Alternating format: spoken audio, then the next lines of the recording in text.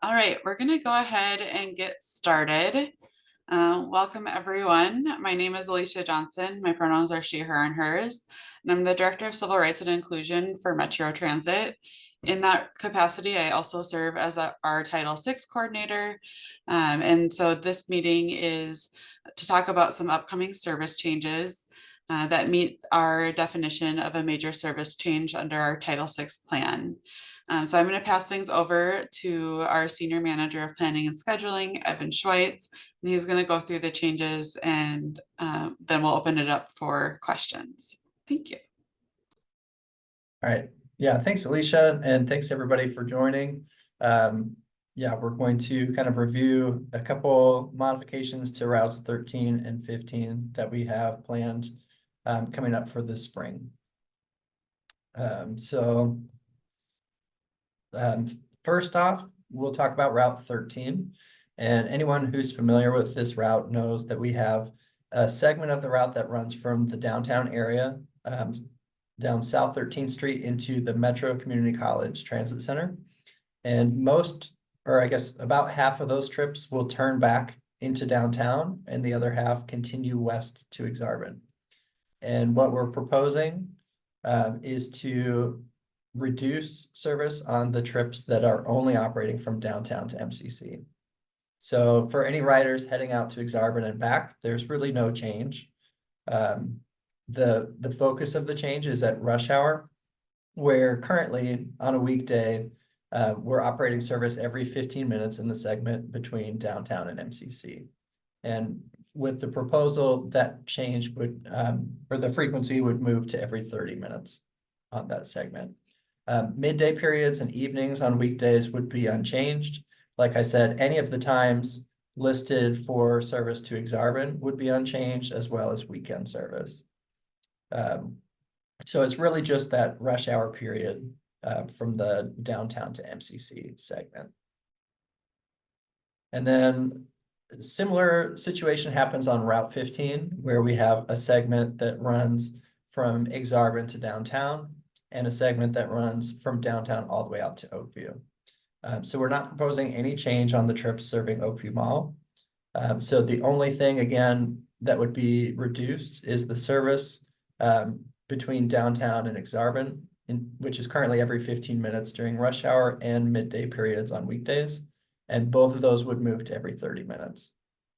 Again, no changes to weekend service on those.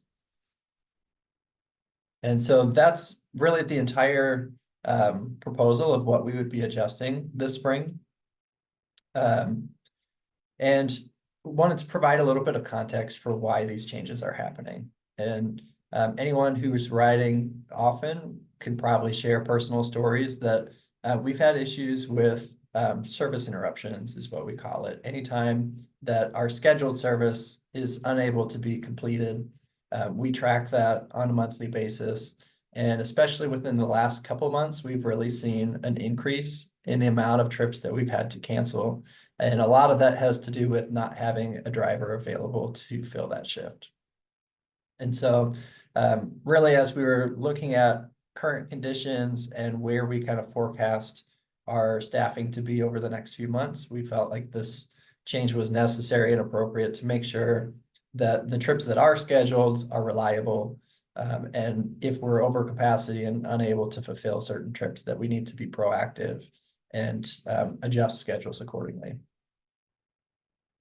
And just to kind of provide some additional context here, this is something that many transit agencies across the country are facing. So it's a national problem that's getting a lot of attention through the Federal Transit Administration and every transit operator across the country. And really, when we compare to peers, we're in a decent spot. Some cities have been hit much harder. Locally here, we have about 44% of our operators that have been hired in the past 2 years. So we're having a lot of success with hiring, and we need to just continue that process and kind of get caught up with the number of people who are retirement eligible and those that are still kind of in that window of trying out the position and getting used to it. So we know that continued hiring paired with these service reductions will help ensure reliability through the upcoming summer months. And we don't want this to be a permanent change. These are areas that we have seen ridership growth in the past. But it is a step that we feel like is necessary and appropriate at this time. In terms of how we decided what to reduce, we knew that the time of day that we were seeing most of those service interruptions was at rush hour on weekdays. So we looked at all the routes that we had in service at that time and decided right away that anything arriving with a wait time longer than 30 minutes, we didn't want to reduce that further. So if it runs every 30 minutes, we weren't going to reduce that to a 60-minute headway. So we really just focused on the routes arriving more often than every 30 minutes. And so those routes are listed on the screen. That's Orbit, which runs every 10 minutes. The 24, 18, 4, 15, and 13 all run every 15 minutes. And then the 3 route runs every 20 minutes. And so what we did was we classified those routes in the month of October, our ridership per hour. And what that means is the ridership in proportion to the amount of service offered on the route. So if you were to sit on an Orbit bus on a weekday in October for an hour in a row, you would see an average of 18.3 passengers. The 24 and the 18, you'd see 17 passengers during that time. And what we found was the 15 and 13 are in the lowest range among these of 10 and 9 passengers per hour. So anytime we do a major change like this, part of our policy is to look at how it impacts low-income and minority communities. And so the analysis that was conducted showed that although communities are losing service at about 3 to 4%, the amount of service lost in minority and low-income areas is slightly less than what we're seeing in non-minority and non-low-income areas. And that's basically just a check that we do to ensure that we're not causing more inequity as we make these adjustments to our system. Another thing that we wanted to make people aware of is the city is preparing for a long-term closure of the 72nd Street Bridge right at F Street. And that will start April 1st and run about 1.5 years. And the first phase of the closure will keep north or southbound traffic open.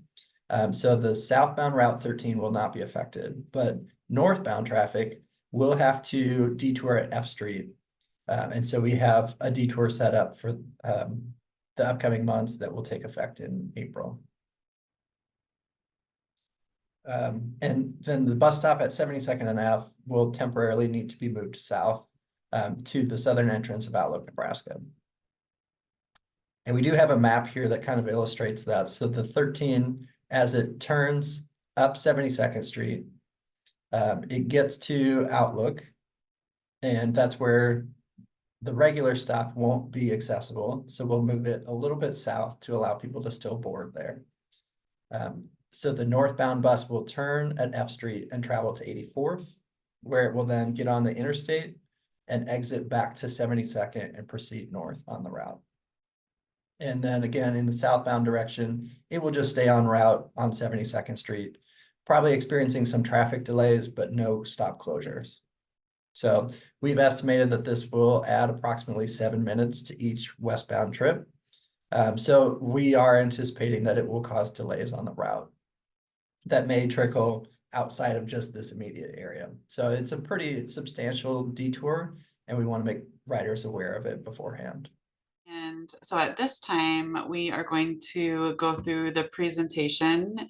Evan, if you can advance the slides, but Ivan Maldonado, who is our Deputy Executive Officer, Director, sorry, just blinked. He's going to run through these slides in Spanish. Thank you. Okay. Buenos días, soy Iván Maldonado. Hoy queremos informarle acerca de los cambios de frecuencia para las rutas 13 y la 15 que comienzan en mayo. Next slide.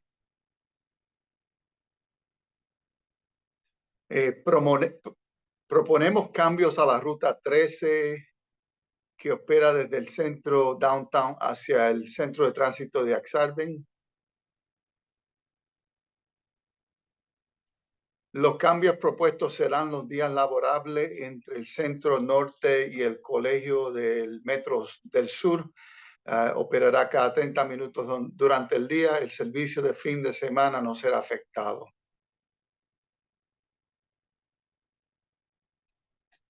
También proponemos cambio de la ruta 15 desde el centro de Omaha hasta el mall de Oakville. La frecuencia entre semana desde el centro de Omaha a Ak-Sar-Ben cambiará a 30 minutos durante el día. El servicio de fin de semana no será afectado. Nuestro propósito con estos cambios es aumentar la confiabilidad del horario, creando menos interrupciones al servicio.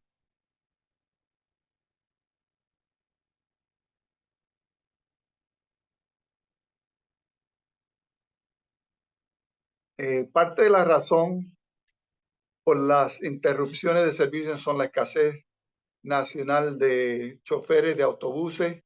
En los últimos 2 años hemos empleado 44% de nuestros choferes.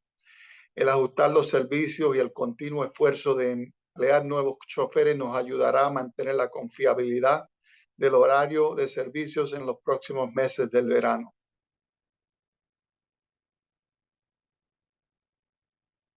Para minimizar los impactos a los pasajeros, no se consideran reducciones de servicio para rutas con frecuencia de más de 30 minutos. Entre las rutas de menos de 30 minutos de frecuencia, la ruta 13 y la 15 transportan menos pasajeros por hora.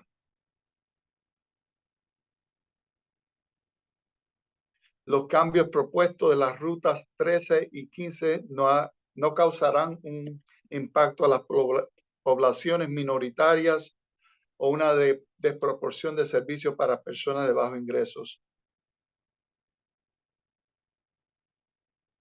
Desde abril y diciembre habrá un desvío en la ruta 13. Esto será para reemplazar el puente en la intersección de las calles 72 y la D.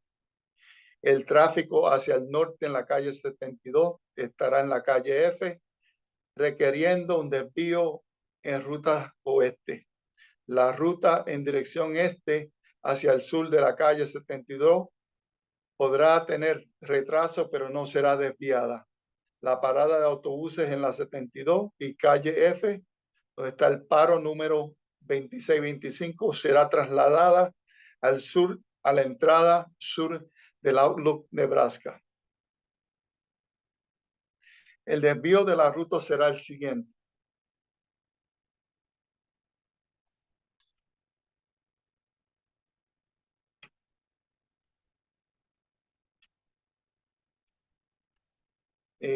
Para completar la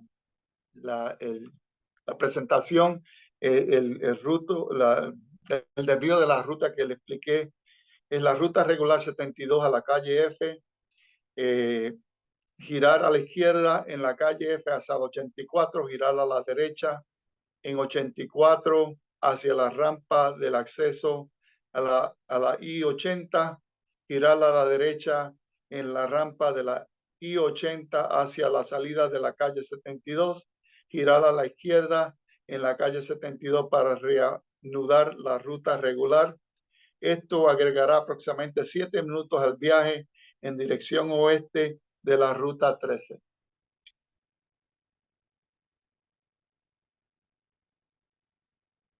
Me sería un placer contestarle alguna pregunta que tenga.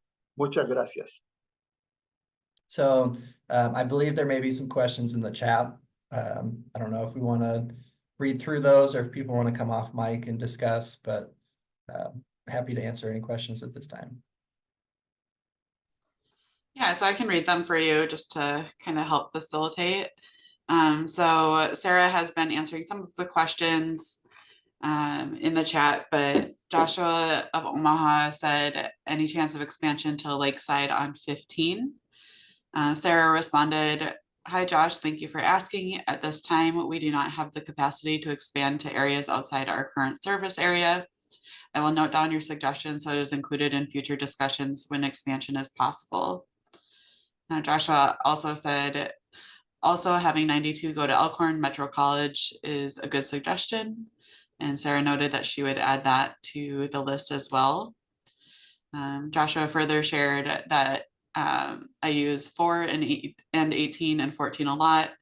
Will the 13 still go to 72nd and L or Q? So we'll pause there, and then there's some other comments as well. Sure.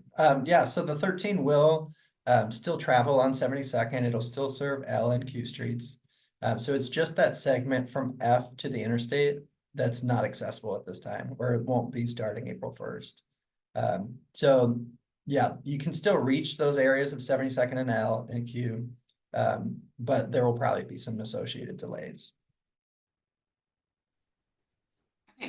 The next comment is, I work at Outlook, Nebraska. We have 2 blind riders who take the 13 on a daily basis. So the stop here will move to our southern parking lot entrance. Yep. Question. Yep, so we should have a sign that will be installed within the coming weeks, and we're hoping to coordinate to have the bench relocated to that area as well. So yeah, it is a disruption, and we know there's many people that still need to access that area. So we want to coordinate proactively and work with the city and the construction team to make sure that we can continue service as smoothly as possible during the construction. And there will be future phases that hopefully will not be as disruptive, but this first phase starts early and lasts quite a while. So we wanted people to have notice ahead of time.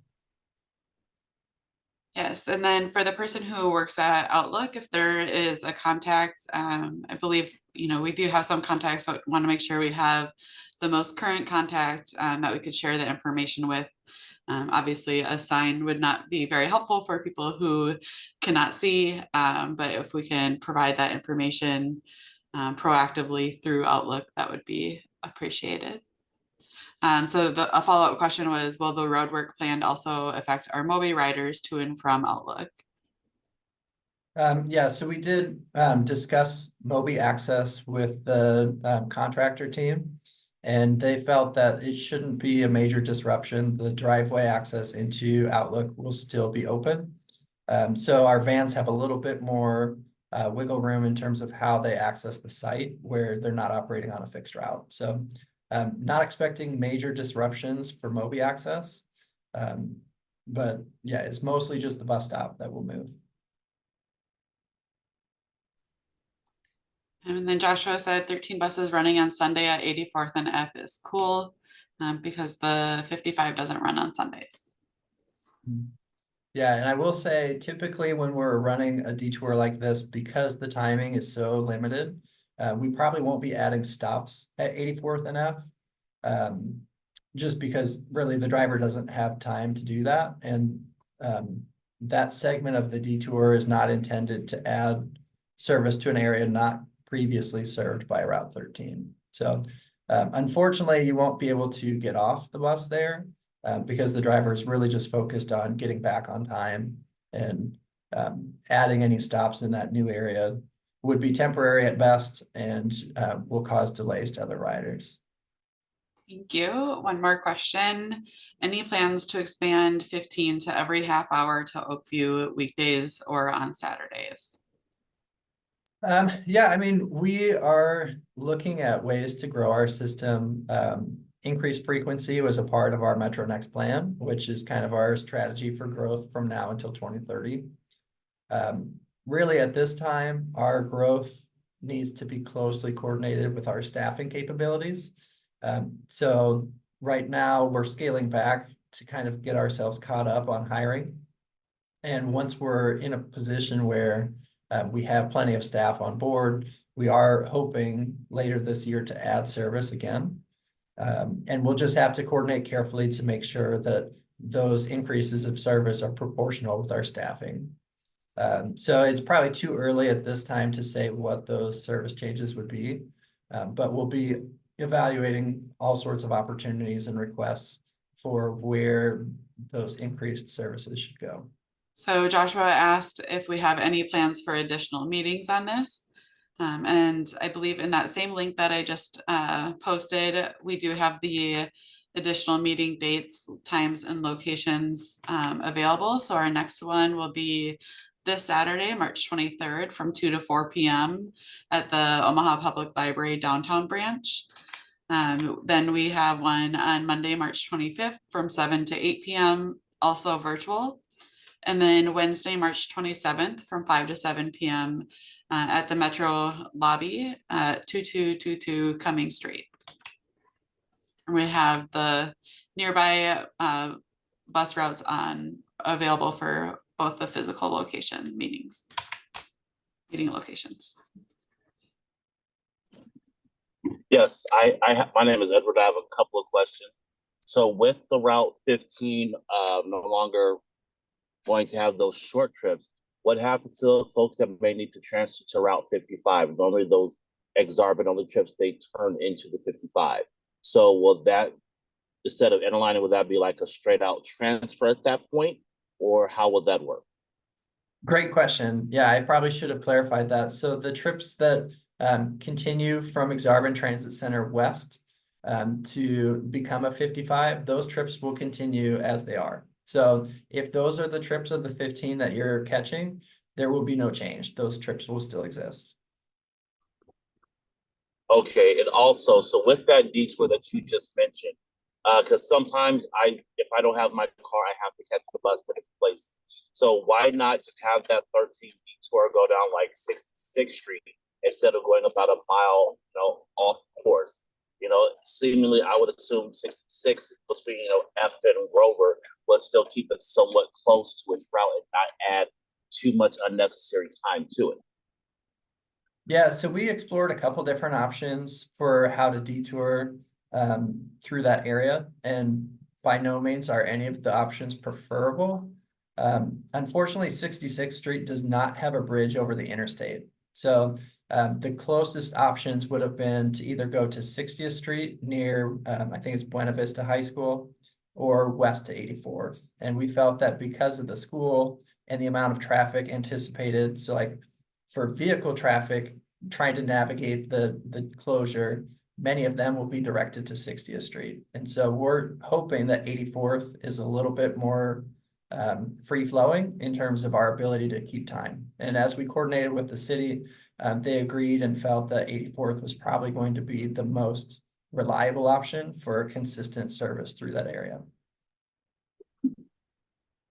Okay, that probably would make more sense, I guess, with semi-truck traffic going down F Street, but then sometimes the trains down there may also hinder. So I guess I just wondered if y'all took things like rail crossings and those truckers off out there, if that was in which assume it would add another 5-10 minutes on to that northbound trip. Yeah, that's a good point. Because of the vehicle and industrial traffic in the area, we know it's going to be a difficult detour and a long closure.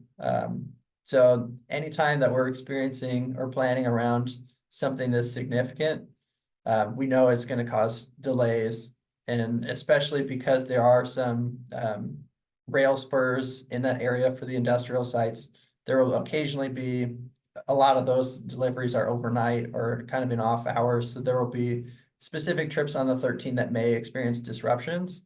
Unfortunately, they're not on a schedule basis where we could kind of predict when that's going to happen. So we're just going to have to adapt to those on a case-by-case basis. Okay, I just thought I'd ask those questions. Yeah, I appreciate it. That's really good feedback. And yeah, it's important for us to hear from riders and to be able to relay those concerns to the construction team and the city, just so that everybody is on the same page and coordinating to make this as minimal disruption as possible to everyone, not just drivers, but all modes of travel that need to access the area. And you Evan, if you don't also mind, mentioned something about the industry. Sorry, I forgot to add the driver shortage. I know that Metro has a policy where you guys don't hire relatives of people that work there, but maybe changing that policy might help attract more drivers because they already know someone that has a connection and that they may be interested in that career and becoming an operator. And I mean, that might help with the driver shortage that you guys are experiencing. Yeah, I think that's good feedback, and it's important to consider really all options in this labor market. We really need to be mindful and considerate of anyone who would be a good fit for the role and how we can make that work. And was there a different comment that had come through? Evan, this is Sarah. I just wanted to respond to Edward's concerns about the 13th Street detour. We did have a very seasoned operator. He's been here for a very long time, run all of these possible detours, and he is also in agreement that the detour that we have going to 84th is going to be the best option with his experience. Yes, thank you.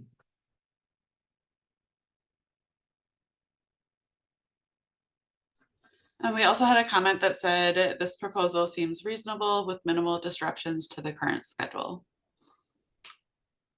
Good. Yeah, and yeah, it's always difficult to weigh the options of a service reduction. Like I said, not a change that any of us would like to make. But yeah, we were mindful to try to propose something that would affect as few people as possible. And for those that are dependent on these routes 13 and 15, there is still service, just not quite at the time that it was before. So yeah, we're hoping that it doesn't negatively affect too many people. Said hopefully for running past 11 p.m. would be nice again. Sure. And yeah, we can make note of that to add to our list of suggestions that we receive. You can always submit comments through our website. Actually, the last slide here shows our social media handles that we can get in touch through. We have a comment form on our website. And so those types of suggestions can be submitted through any of those formats at any time. And it does reach back to our planning department, who evaluates and logs each of those proposals and kind of identifies recurring themes of what riders are consistently asking for. So that really helps us know what to prioritize and evaluate, so that as we have the staffing capabilities and the capacity to expand, we know where to address those needs. Awesome. And then I dropped the link in the chat to our careers page on our website. And so if anybody is interested or knows of anyone who's looking for a position, feel free to check out what positions we have open, and especially operators and maintenance are always in high demand. All right, looks like it is 1 o'clock. So with that, we will be closing this public meeting. Again, there's several other meetings scheduled in the coming days. We do have an online comment period open from now until April 10th, and look forward to feedback that we receive through that time. Thanks for joining.